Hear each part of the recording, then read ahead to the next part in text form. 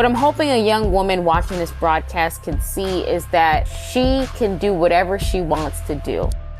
While we've come so far from where we once were, there is still work to be done. And an all-women's broadcast is a great step in showing we belong in all roles on a broadcast team. We have a unique opportunity as women to occupy a space that is typically dominated by males. This serves as a reminder that collectively we as women are continuing to push the needle. Representation matters, and I'm so grateful and honored to be among these women doing something that has not been done before. We have a job to do and a high standard to meet. And for that specific group of little girls and young women who may want to do this one day, I hope their dreams are ignited as a possible reality. Women have been doing it. Women are doing it.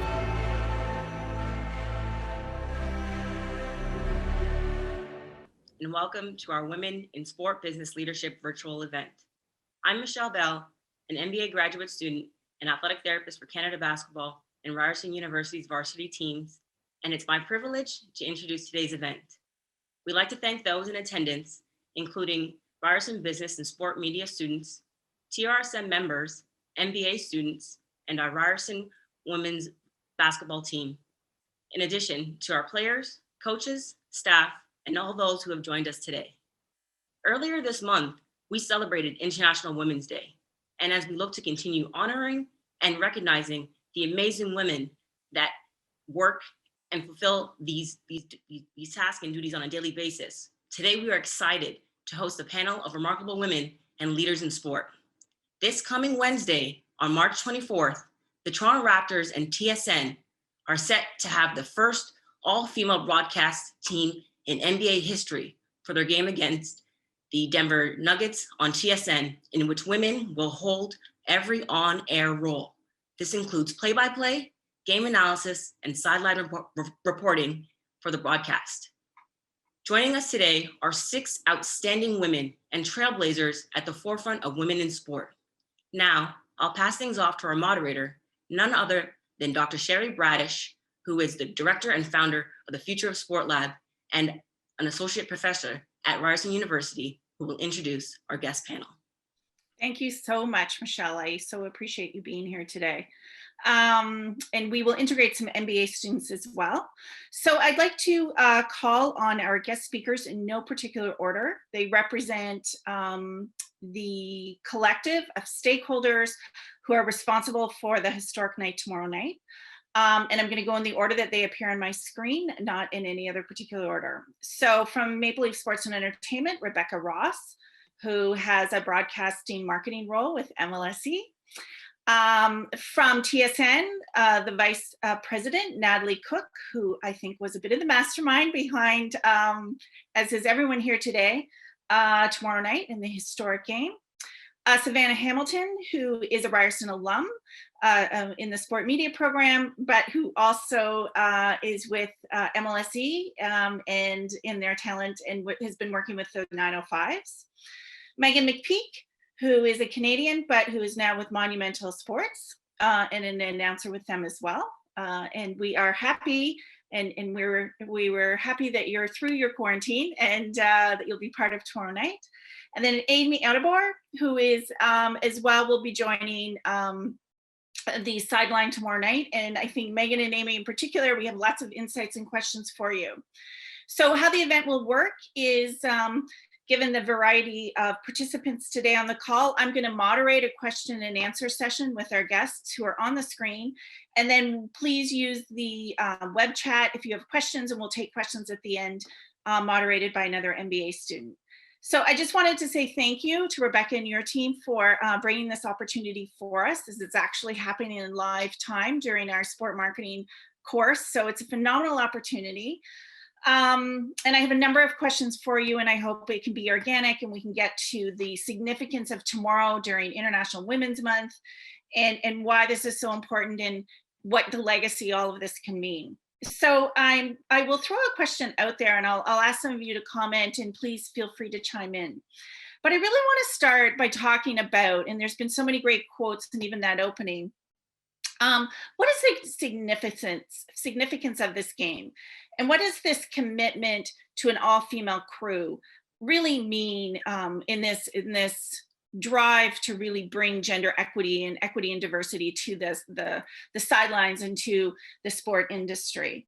And how's that important to you and your organization? So I know it's a broad question, but let's talk about the significance of tomorrow. And maybe Nathalie, I'll start with you, and then we can broaden out to the others, because I know you've had this on your desk probably for a long time. I have. Hi, good afternoon, everybody. Quite happy to be here today. Look, these types of events don't happen in isolation. It takes an entire team of people to frankly bring it to life, including the women on your screen today, and tons of people behind the scenes. So in terms of what it means, Cheri, look, it does a couple of things. For me, I want to be very clear. It's a step. This is not the end game. This is really just a step. And full kudos to Rebecca and the team at MLSE, because the first thing in our very first meeting, I remember, and we said, this cannot be a one-off. Look what we're doing. Yes, look what we're doing. Yes, pay attention. Yes, you need to see it, but it has to be a step. There has to be a long tail here, including, frankly, behind the scenes. So in front of the camera is one piece. We still have a lot of work to do behind the scenes as well. So again, this is really just getting it going. And hopefully a lot of folks that are on this call will be part of the next iteration as we continue to frankly normalize this, where it's not going to be such a big deal, because it's just going to be part of how you watch and consume sport. Perfect. Thanks, Nathalie. Rebecca, I might turn to you on the same question and talk a little bit about, from a strategic perspective, MLSE's interest, commitment, and the significance of tomorrow night, please. Sure, absolutely. And Nathalie, said a lot of things that I just, will have to echo. So, it is an important step. Keyword being step. We don't want this to be performative. It's important that we do what we say. And MLSE and the Toronto Raptors were committed to equity, diversity, and inclusion across our business. And broadcast is a huge piece of this. And I know that our broadcast partners also share this. The opportunity for change is not just one moment. It takes time. But if we don't take these important steps, tomorrow night being a big one, then we're just not going to achieve what we say we want to do. So it's important. It's one thing to make commitments, but it's another thing to acknowledge it, get media attention is important, but also really we want to see that this leads to action and opportunities for women. And, we can certainly play a part in that, but we really want, to be able to inspire, the broadcast industry as a whole. And I do want to just echo that, as Nathalie said, there's a lot of work to be done behind the scenes as well. This is all of our on-camera talent are female. In this particular case, they're not in the behind-the-scenes space, but that is an area that we want to dig into and get to a place where we have equity across the board. Perfect. Thanks, Rebecca.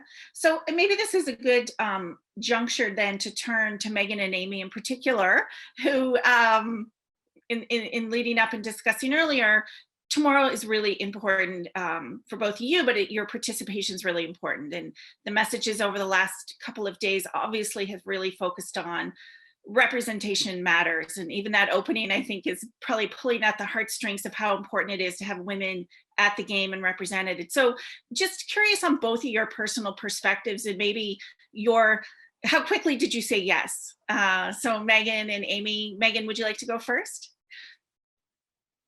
Sure. John Wiggins, as part of, Rebecca and MLSE, brought this to me a few weeks ago. And the first question that he had was, who do I need to speak to at Monumental? And that was actually going to be the first thing that came out of my mouth as well, too, just because, I work at a different company. It's technically another NBA team. So, the right protocols and conversations needed to be had before I could even entertain the conversation further. And he respected that. And so did MLSE. And he just asked me who the names were. I passed him the information and we kind of just went from there and took it step by step. And it was, that final week of February when I had a conversation with Rebecca and Michael Gelfand, and they kind of took it from there after my conversations with John, and kind of moving the pieces forward to make sure everything was set up. And once we had that one conversation, it kind of happened very quickly from there, just with knowing that I would have to quarantine for the 14 days and making sure that it timed up well. But once everything kind of was set in place and they got the okay from Monumental, and we had our conversations, I mean, that's an easy answer to give a yes to. And I would have been silly not to take the opportunity and not to take this chance, not only to work with Amy and the amazing other women, but to do something for the next generation of young girls, not only in Canada, but truly around the world, and give them something that they can look to and realize that they are now getting something that, I myself and Amy, and I imagine Savanna didn't have growing up in Canada, was, many women covering sports. And in the case of myself and Savanna, many women of color covering sports in Canada. So them wanting to do this afforded me the opportunity to give something that I didn't have growing up. And I know for myself, that's something that's really important for me with this opportunity. The historic factor is great and everything, but what are we doing right now to help change the next generation? And that's why I wanted to make sure that I was part of this. That's perfect. Thank you so much, Megan. We'll come back to you for your perspectives on that as well, and dig a bit deeper on some of those themes. Amy? Yeah, so for me, just developing through my career, being able to do different things has been really important. And so when I got the call, I said, I don't care where you want to put me, anywhere but play-by-play, that's Megan. I can't touch it. She's a beast. And anywhere but there, I'm going to make it work, And so I'm getting to take on a new challenge tomorrow, which I am so excited about. But I mean, obviously it wasn't even a question. It was like, do I have to ask, or like, what do I have to do? Of course I want to be part of something like this. Growing up in the last 10 years, I still feel like I'm a child and I'm waiting to decide what I'm going to do when I grow up. But I never had being part of history or first to do something on my vision board. I mean, that was never something that I thought I would be a part of. So that, of course, is very important. But really for me, and I'm sure the other women agree, we're going to wake up tomorrow and go to work. I mean, this is something that we take. This is our jobs. This is not waking up on a Wednesday morning and getting a call to go make TV magic. I mean, this is a job for us. And so I'm so excited to be a part of it. It doesn't go over my head that we have to be excellent tomorrow. This is not just let's just do something nice for the women. No. We have to show that we also deserve looks at these positions because we've been working for it, just like every other man and woman that gets these calls. And so that's what I think I'm most excited about, is just an opportunity to sit on a cast of incredible women, seriously, that I often sit on my couch at home and watch and put on a show and present to you the Toronto Raptors going for a big win against the Denver Nuggets. And that's what tomorrow's about. Do you feel that significance, Megan and Amy, about how important this is? And as the media attention to this game tomorrow has started to happen, and how important this representation is, have you started to feel the significance of tomorrow without jinxing anything? How important it is? I mean, I certainly have. We were just joking before we started that for me, it's always just game by game, and so I finished the radio call last night. So when I woke up this morning, the next game is now the game. So you definitely not ignorant to what tomorrow is, but at the same time, for me, the balance is going to be to do my interviews and savor the moment in the morning, and then probably when the final call goes tomorrow, because that time, again, is to be excellent in the job to present an NBA basketball game, not just to a region, but to an entire country. Yes, perfect. Megan? Yeah, I mean, this feels so weird because, like, I don't want to toot my own horn, but with what I've done in my career, it's weird because every step I've taken has been a first. So when I joined the National Basketball League of Canada, I was the first female to do play-by-play. When I joined the 905, I was the first female to do play-by-play for the G League under the NBA umbrella. When I joined Monumental, I was the first female still, and I'm still the only female play-by-play in the NBA G League. I'm lucky that in the W, I've got a couple extra females on my side, but so while I understand the magnitude of this and the historic nature that surrounds it, it's something that I'm kind of used to at this point, which I don't want that to come across that I'm, cocky or conceited. It's just the timing of what I've been able to do with my career. It's hasn't been done before. So while, to Amy's point, this is this is what I do. Like, yeah, I'm a woman, but like, this is literally what I've been building my career for. So why does my gender have anything to do with it? I'm just a play-by-play broadcaster, and that's really what I want to come across in this conversation, but as well too in the broadcast, is that, I mean, I don't want to speak for the other women, but I know Amy as an athlete, like all we want is to be looked at the same way our male counterparts are looked at, that we know the game, we can do the job, and we're talented at it. Our gender should not dictate how good or not good we are. And that's really what I'm hoping comes through in the broadcast tomorrow. And I have no doubt that, the five of us are going to knock it out of the park. That's like secondary to what's going on, is like, okay, like we are all good at what we do. This is what we've been preparing for. Like we got this. It's just, at what point does the gender stop being part of the conversation? Mm-hmm. And I think, and we can dive into this a little bit later. Thank you, Megan. Despite the fact that we've made so many great advances, it's still been a month where there has been some questions about representation and equality for men and women in the NCAA, and we won't get into that in too much detail, but I think I'll share with you as an educator, the work that you and Amy and Savanna are doing is so important, because representation does matter. And this participant pool is primarily students, and tomorrow matters in so many ways that we'll be talking about. So I think you have an excellent perspective, and thank you. Savanna, why don't we go to you then, and you can kind of talk about your perspectives on how you see tomorrow and the whole issue around sport business and sport media and gender equity, how you've been navigating that as you've transitioned from university to where you are today. Yeah, absolutely.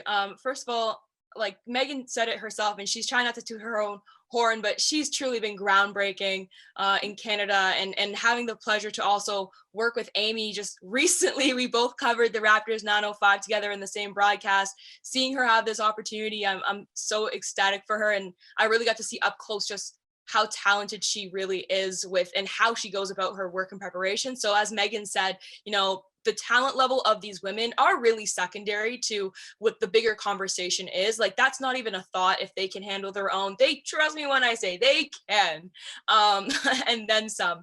So I'm excited to see that. And I feel like I'm in a very unique position myself, in the fact that they do have a little bit more experience than me in this industry. However, they've always seen me as one of their own and lifted me up. So we talk about females, supporting other, like women supporting women. They're the first people I think of.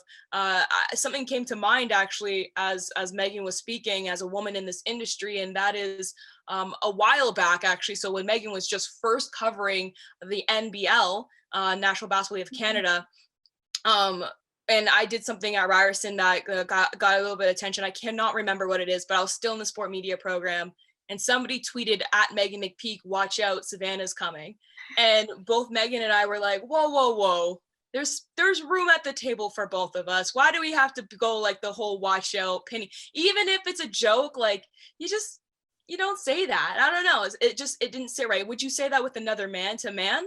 So that was something that just popped into my mind when thinking about that. And so that was years ago. And now here we are talking about, how women will be on this broadcast tomorrow. And I couldn't be like any more happier to see this progress and how far we've come, because this game, as Amy and Megan both touched on, it goes way past like the Raptors. It goes past Canada, because think about how many Raptors fans we have globally, and they're going to see women owning and dominating this space. It really does like break that maybe mental hurdle.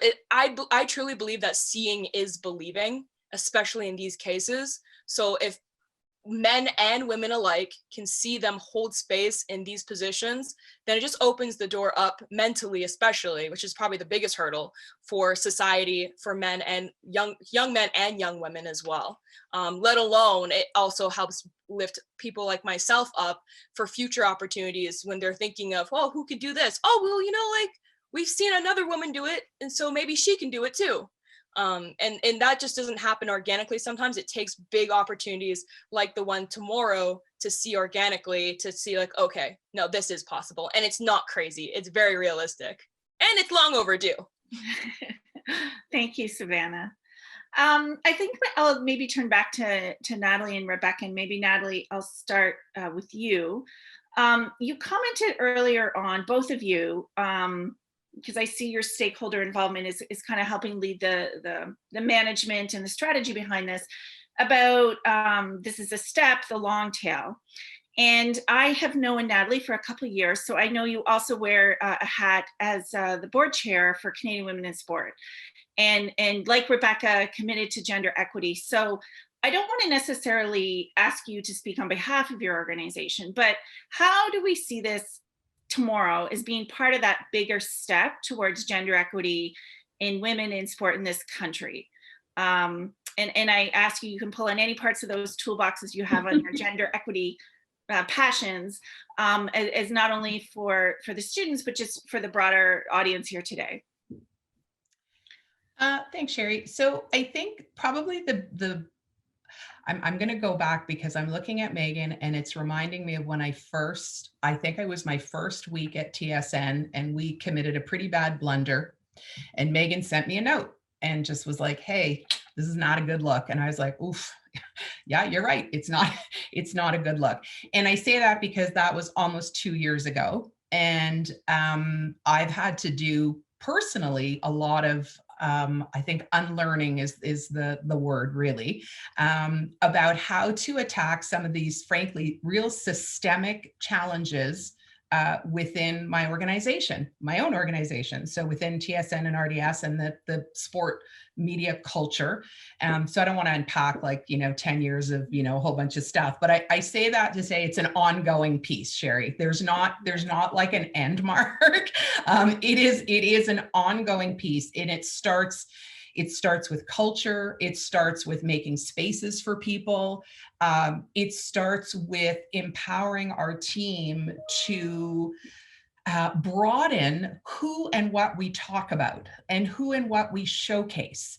And so I use these broad brushes because, if I look at how an editorial meeting was run on my first week versus how our editorial meetings, you wouldn't recognize them. They're night and day. And that's a lot of heavy lifting. That's having a employee-led diversity and inclusion team. That's a lot of people rolling up their sleeves and saying, we need to be better. So when I say this is a part of it, again, this is an ongoing journey, and we as broadcasters have a responsibility to better reflect back our viewers. We just do. We've not done a great job. And so this is part of our commitment to do better. Perfect. Thank you, Nathalie. Rebecca, and you represent the organization and MLSE, and we all know, and those in my class, not only is what we see from the management changing, but fans are changing. So can you just talk a little bit about, from any perspective, how you and your organization may be looking at kind of making this, moving in the steps in the right direction? Sure. It's again, Nathalie, as you talk about some of the things that you're doing, it's like you're doing a lot with intention, and that's what we're trying to do at MLSE as well. Not trying to, but it's how are we intentional, and how do we address that? There's a different way to tell our stories and a different way to reach out and connect with our fans than, I'll just call it like the traditional way, right? So in that, I think once there's awareness, once there's intention, then the next steps are, we really have to be conscious about making changes to, for example, what kind of content do we have outside of the broadcast? I mean, our own social channels reach, millions of fans. And so how are we making sure that this is top of mind as we, talk about the game and the team, even beyond the broadcast? How do we actually look at sort of, the people we have who are very skilled and create, allyship and mentorship opportunities and really, be able to bring more women to the table and to make it an easier place to actually get into. You know, Megan, you and Amy and Sav, you guys are trailblazers, but not everybody has that, you know, that confidence, let's just say, to enter this space. And so we need to actually make it a space where we can leverage our platforms and look across all of our content and all of our channels.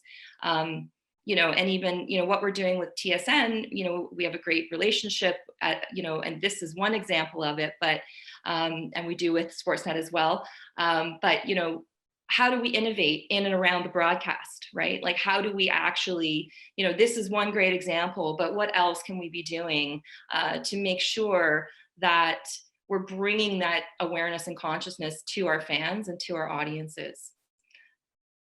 Perfect. Thank you, Rebecca. Maybe what I'll do is I'll turn on that theme that you just mentioned about allyship and creating allies in the space. And to Megan, Amy, and Savanna, I know you tweeted each other, and I'm just curious how you create that community and you create the importance of allies in your space, and why is that so important in the gender equity conversation in sport media and broadcasting? Megan, would you like to start first? Sure. I think it goes to, you know, what Savanna was speaking on earlier with, you know, regarding that person who, and that tweet situation. When she said that, I actually remembered it very vividly. And I kind of just laughed about it at the time. And then we had a really good laugh about it because it was hilarious. And I think that's the biggest thing, is making sure that when you want to have allyship, whether it is the gender path or, you know, the racial path, you want to make sure that you have a good group around you first. So I surround myself with a really, you know, important core group of women of all different, you know, backgrounds and ethnicities, because I know that when there's a situation, I at least have that group that will have my back. And I do the same thing when it comes to any, you know, racial or social justice situations. You need to make sure that you have a good group of people who look like you before you worry about what your allies are doing. Because if you're just on an island by yourself, there's not really much you can do. And then when it comes to allyship, the easiest thing that you can do is ask questions. If you're unsure how to be an ally, if you're unsure how to have conversations, because I mean, in today's culture and in today's society, men have a really tough time in trying to navigate conversations with women, what they can say, how they can say it.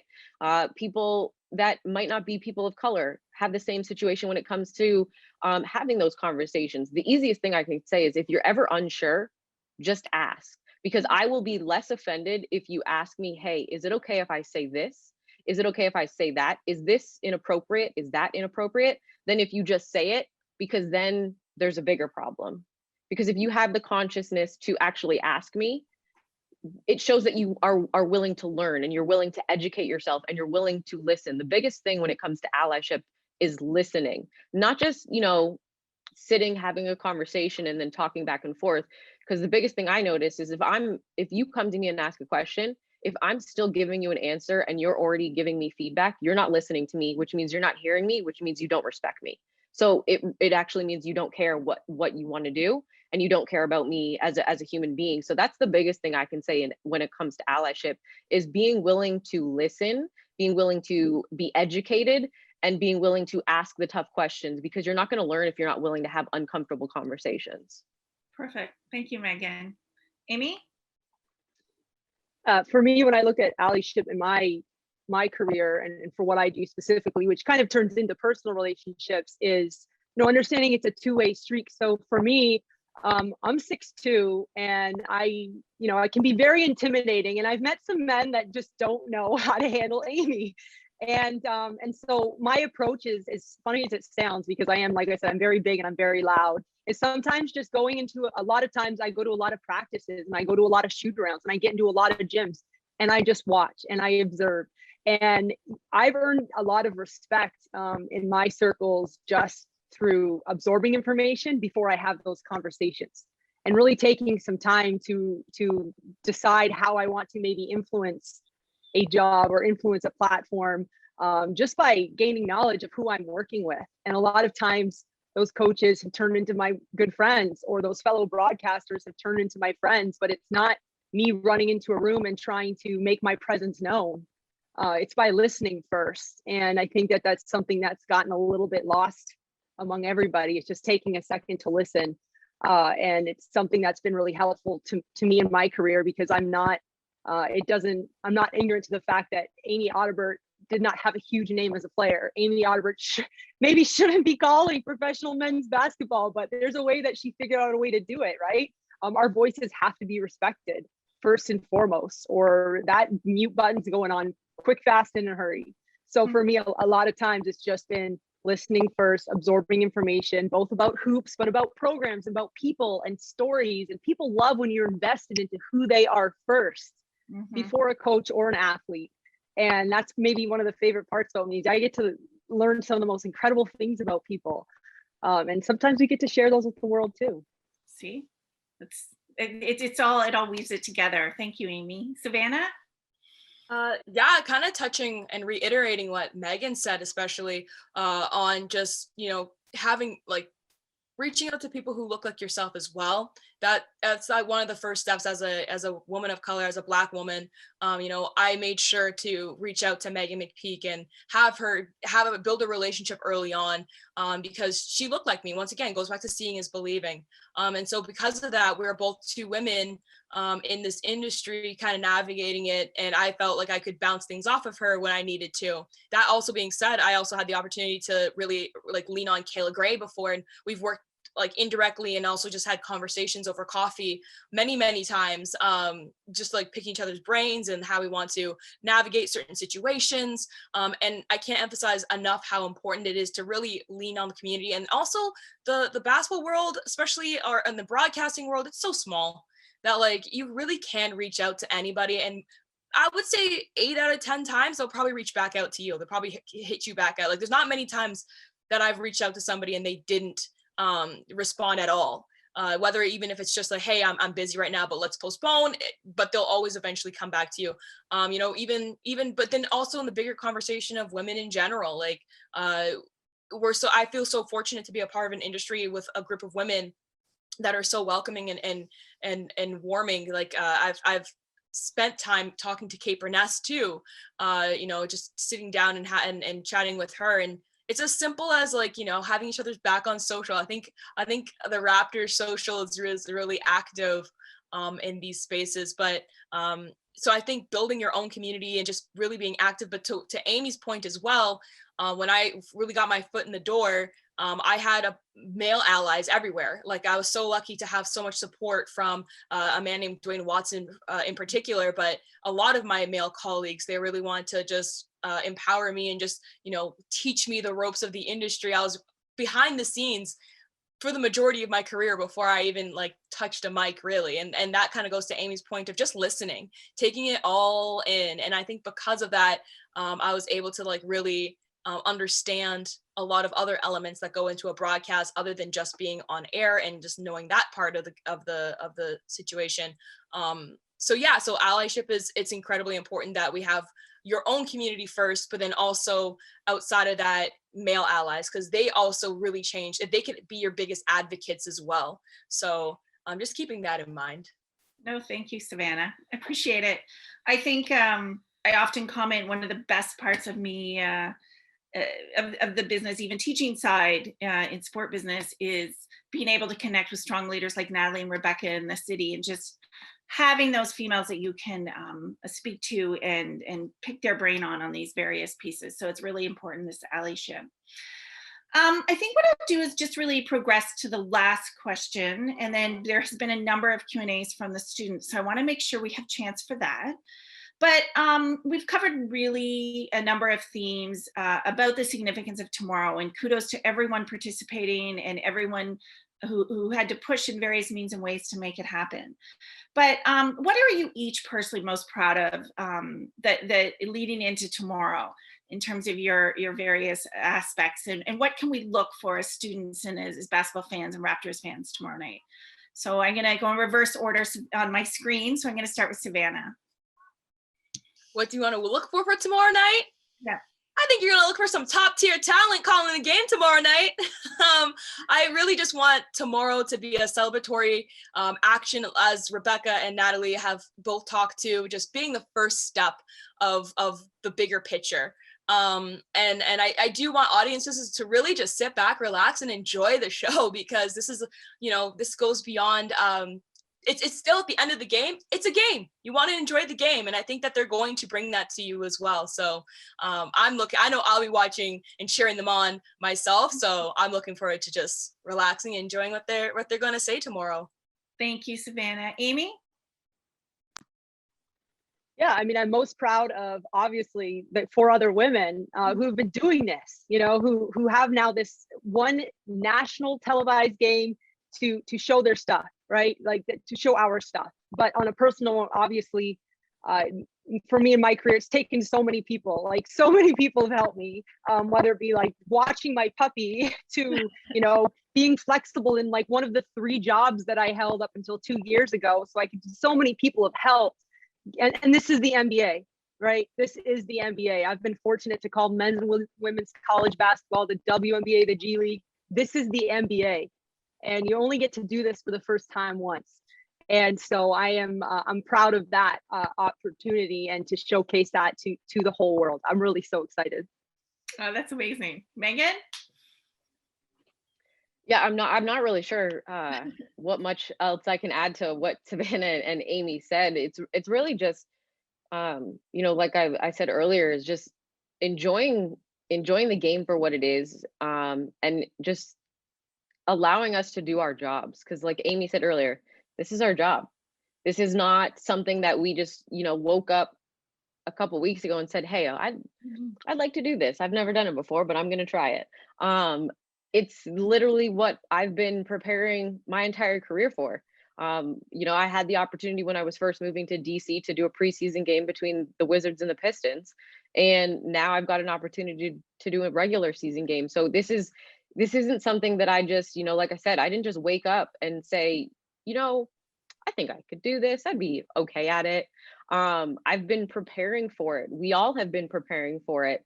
And now it's, a culmination of that preparation in one night. And instead of us doing it, separately in different cities with different organizations, we get to come together and do it as one. And it's kind of crazy because with, all 5 of us, I have had the pleasure of working with everyone in some capacity, with the exception of Kia. But I've also known Kia since she was a toddler and have watched her grown up into who she is today. So now I get to bring all these different relationships. And I think that's really what I'm truly excited for, is being able to do it, not just with women, but with women that I respect and support and have worked with in some capacity. And that's truly where I think you'll see our talent and our chemistry shine through, is the fact that we all know each other and we've all worked together. And that's what's going to make this, transition very seamless. But the biggest thing is like, it's a game. Like, yeah, all Raptors fans are hoping for is a W. Thank you, Megan. Rebecca? I am very excited to watch. I'm excited to watch with my 2 teenage boys who are so excited about this too. They do recognize that this isn't the norm, but they're growing up in a really different way where they don't really see a difference in that they do believe that men and women can do the same things. And so just sort of like reading their excitement, and also just, there's a real buzz about this. I've heard a lot of people in my, not just work colleagues, but friends and family reach out and just say that they notice that it's a step, and people are excited to see something different and something new. I'm very excited that this group of Canadian women are going to be doing this for the first time in the NBA with the only Canadian team.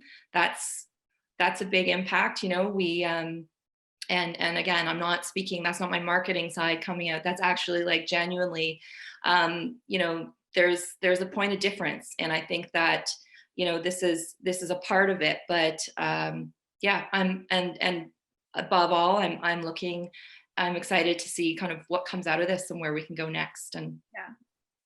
Thank you. Sorry, Rebecca, I didn't mean to cut you off. Thank you. That's excellent. And Nathalie. Yeah, I mean, again, I would echo certainly a lot of Canadian pride. It's really nice to have 5 Canadian women.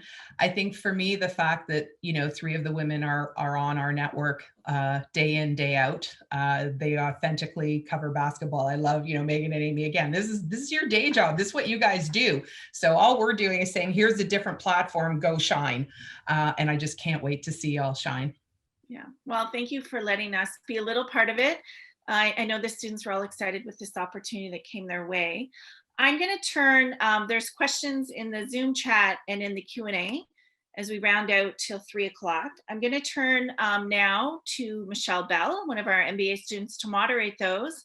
And just as I do, because Michelle will be tying up, I just want to thank the MBA students for producing this for us at school. Where Savanna, being an alumnus yourself, how those are so important, those and the work behind it. So I also wanted to thank Sean Addis for taking the lead and Aaron England on the graphics.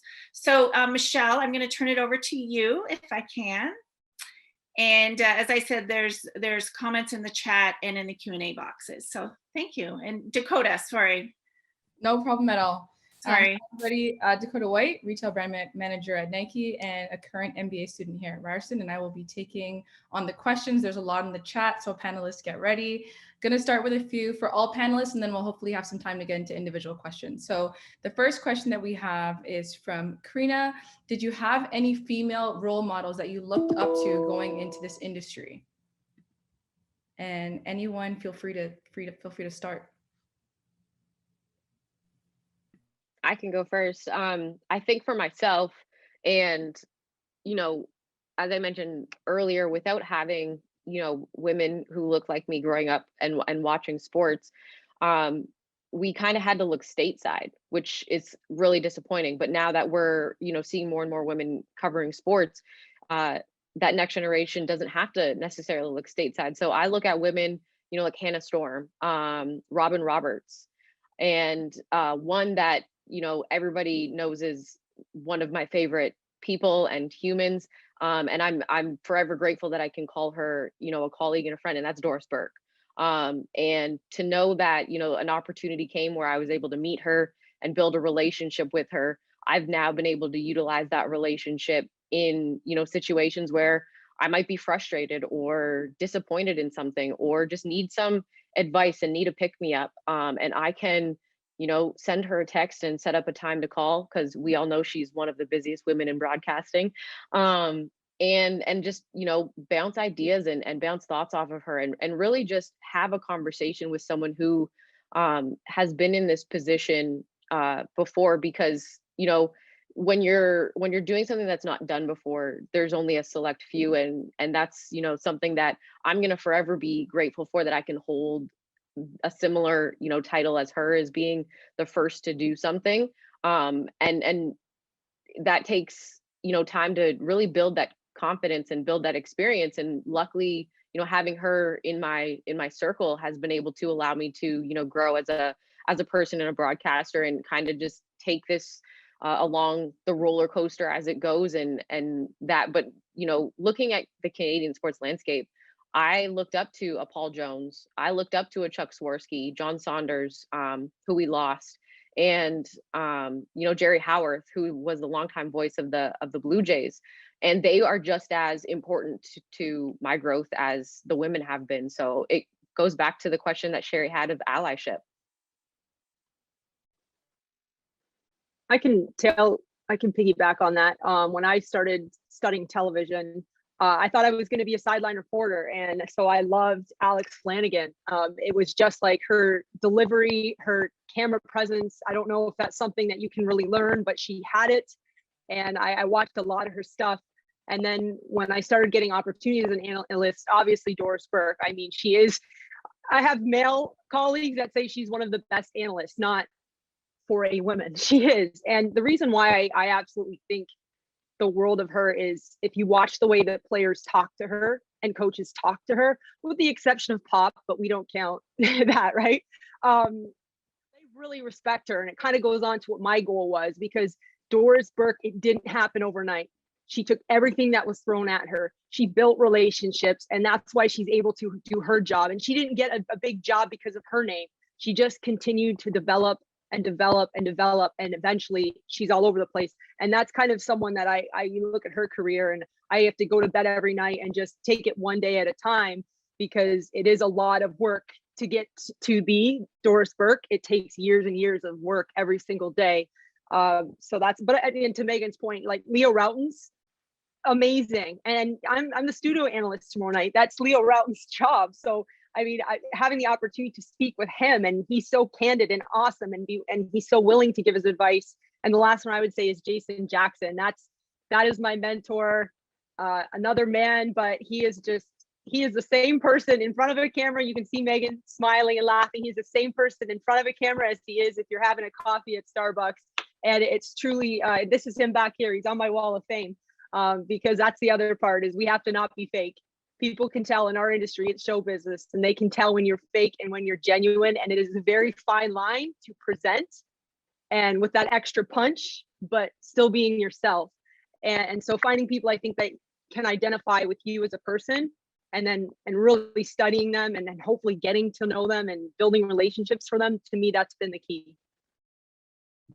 And then just to piggyback off of Amy, kind of to Megan's point actually as well, because in Canada, I didn't really see female broadcasters, not as commonly, especially not ones that look like myself. It didn't actually occur to me that I had a position or an opportunity in this industry in Canada until I was 16, and I actually saw Sage Steele covering an NBA finals. And I was like, oh my goodness, that woman looks like me. Like, what? Like, it is like truly the moment of seeing is believing. And then since then, like, I appreciate the work of like Roz Gold. Doris Burke is like, she's the GOAT. Like, of course you have to admire Doris Burke and give her all the flowers. And then, but in Canada, on the allyship angle as well that Megan touched on, yeah, absolutely. Paul Jones, Sherman Hamilton, there are very much voices in these spaces as well. And I always looked up to them. Michael Grange was another one, Leo Routen's, as Amy said. And so having the opportunity to meet them and just how supportive they are, it's kind of almost like surprising, because you see them on TV and they're like these figures, but then they're exactly the same in real life, but they're also just happy for you. They're encouraging you to pursue this. Really speaks volumes as well. So those are the people I've looked up to in the industry for sure. Awesome. We'll keep the questions going. So this is again for all panelists. When do you believe female broadcasts will become more normalized on days like International Women's Day? And how far are we from it just becoming a regular occurrence on other days of the year? It's a loaded question, but a good one. I mean, look, from a broadcaster perspective, we have 3 women on our basketball coverage every day of the season. So whether it's, between Kate Burness, Kia Nurse, and Kayla Gray.